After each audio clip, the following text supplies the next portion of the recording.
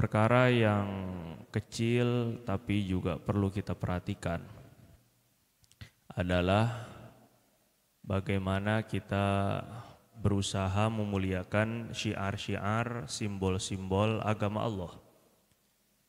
Wa may yu'azzim sya'airallah fa innaha min taqwal qulub. Kata Allah, siapa yang memuliakan simbol-simbol agama Allah, maka sesungguhnya itu merupakan memuliakan simbol-simbol agama Allah merupakan tanda ketakwaan hatinya. Simbol-simbol ataupun syiar-syiar agama Allah Subhanahu wa taala di antaranya adalah majelis-majelis ilmu dan masjid-masjid.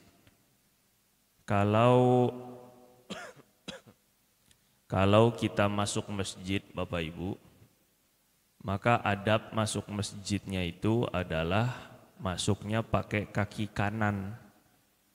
Kemudian nanti keluarnya pakai kaki kiri. Dan membaca doa. Apa doanya Pak kalau masuk masjid?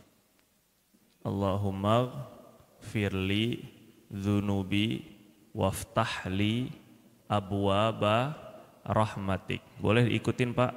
Allahumma ighfirli dzunubi waftahli abwaba rahmatik.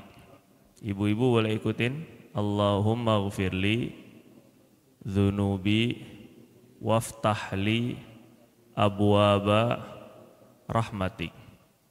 Setiap kali masuk masjid itu minimal. Ada lagi bacaan dari baginda Nabi, a'udzu biwajhillahil karim, a'udzu billahil azim, wa biwajhihil karim, wa sultanihil qadim, minasyaitonir rajim. Ini doa masuk masjid, Pak. Pertama minta keampunan dari Allah.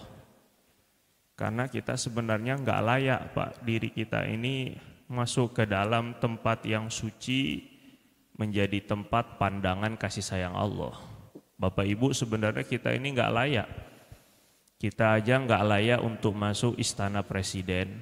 Bagaimana mungkin kita layak masuk ke istananya Allah? Kita ini nggak layak berdiri di hadapan orang yang mulia. Rasulullah Shallallahu Alaihi Wasallam misalnya, para wali-wali Allah, kita ini nggak layak. Bagaimana mungkin kita layak berdiri di hadapan Allah, Zat yang maha suci, maha mulia. Maka sebelum kita berdiri di depan Allah, sebelum kita masuk di dalam keharibaan Allah, hendaknya kita minta dulu dibersihkan dosa kita. Makanya ketika masuk masjid, jangan sampai tidak baca doa ini. Allahumma ighfirli dzunubi, ya Allah ampuni dulu, bersihkan dosa-dosa saya sebelum berdiri di depan Allah. Kemudian yang kedua, mintanya waftahli abwaba rahmatik. Jangan gak dibaca Bapak Ibu, bukakan untuk saya pintu-pintu rahmatmu. Pintu rahmat bisa bentuknya adalah semangat dalam ibadah, nikmat dalam zikir. Pintu rahmat bisa bentuknya adalah khusyuk di dalam sholat.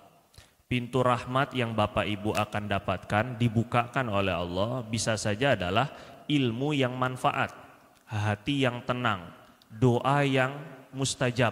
Banyak sekali pintu-pintu rahmat yang kita harapkan, mau itu pintu kesehatan, mau itu pintu ilmu, mau itu pintu rezeki, mau itu pintu ketenangan, pintu kebahagiaan. Itu yang kita minta di hadapan Allah ketika masuk masjid. Jangan gak baca doa ini. Ketika keluar, Allahumma ighfirli dzunubi, minta lagi ampun sama Allah. Waftahli abwaba fadlik, bukakan untuk saya pintu-pintu karuniamu. Ini sunnah. Keluar dari kaki kiri dengan kaki kiri dan baca doa biar dibukakan pintu-pintu karunia. Biasanya Pak, kalau di dalam Al-Quran kata-kata fadlik atau karunia, fadl, itu dipakai untuk rezeki. Contohnya misalnya dalam surat Al-Jumu'ah, fa idza qadaytumus sholata fantashiru fil ardi wabtaghu min fadlillah. Kalau sudah selesai sholat Jumat, hendaklah kalian bergerak, bertebaran di muka bumi dan cari karunia Allah. Itu tafsir-tafsir, maksudnya cari rezeki. Jadi fadl, keutamaan, kelebihan karunia Allah, biasanya dalam kalimat fadl itu rezeki. Jadi waktu bapak ibu keluar masjid, Allah bukakan pintu-pintu rezeki. Bentuknya apa saja terserah apa yang kita perlukan, apa yang kita hajatkan, apa yang kita butuhkan. Entah itu rezeki mungkin dengan jodoh, entah itu rezeki dengan anak keturunan soleh soleha, entah itu rezeki dengan harta yang barokah, entah itu rezeki dengan kesehatan, apa saja. Tapi kita minta sama Allah ketika keluar masjid. Adab seperti ini hilang bahkan di Masjidil Haram. Orang saking banyaknya dan saking luasnya itu masjid, masuk masjid nggak tahu mana kaki kanan, mana kaki kiri. Sudah nggak baca doa lagi sudah orang. Hilang kemuliaan Masjid Nabawi, hilang kemuliaan Masjidil Haram, sampai nggak tahu mana kaki kanan, kaki kiri ketika masuk dan keluar masjid. Pakai sendal masuk ke dalamnya.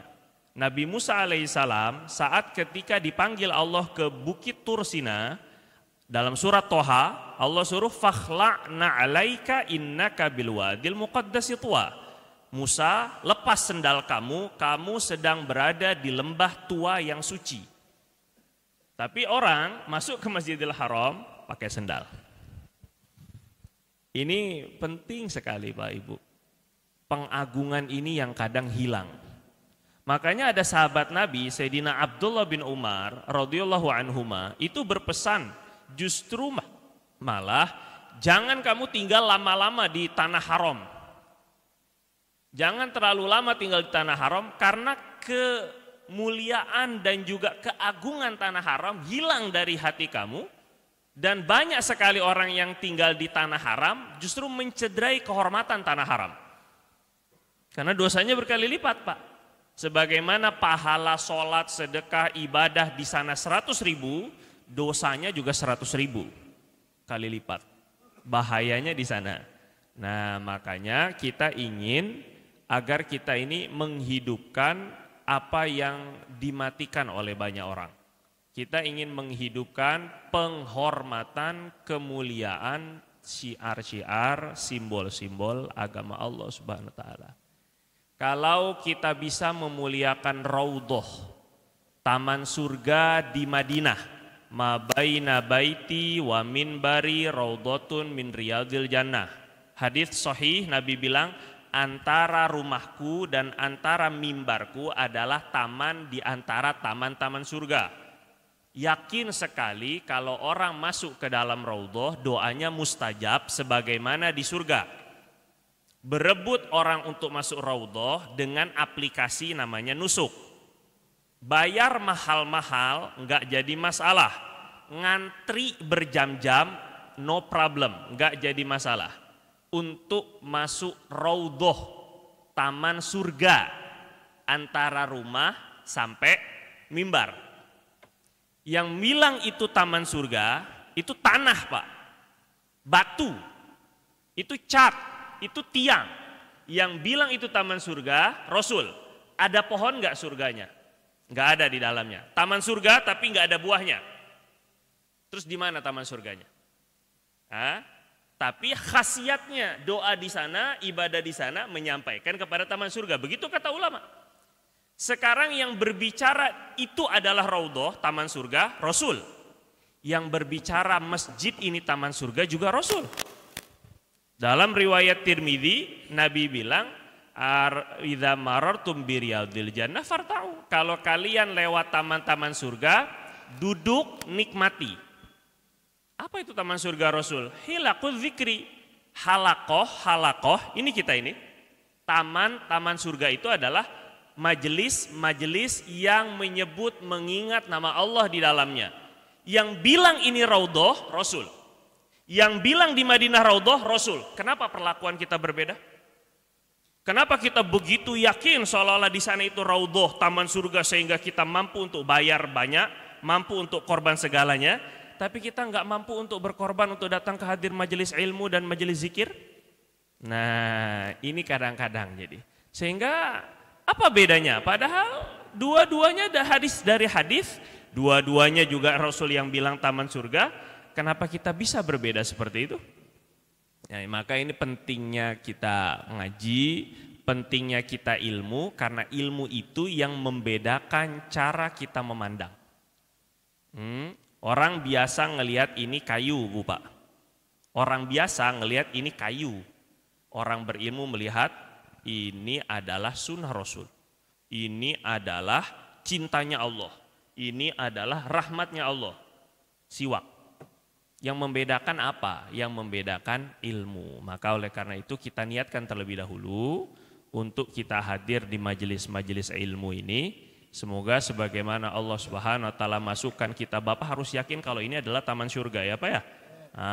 Maka sebagaimana kita dikumpulkan sekarang ini di taman surga, besok kita juga di taman surga bersama Rasulullah SAW. Amin ya rabbal alamin.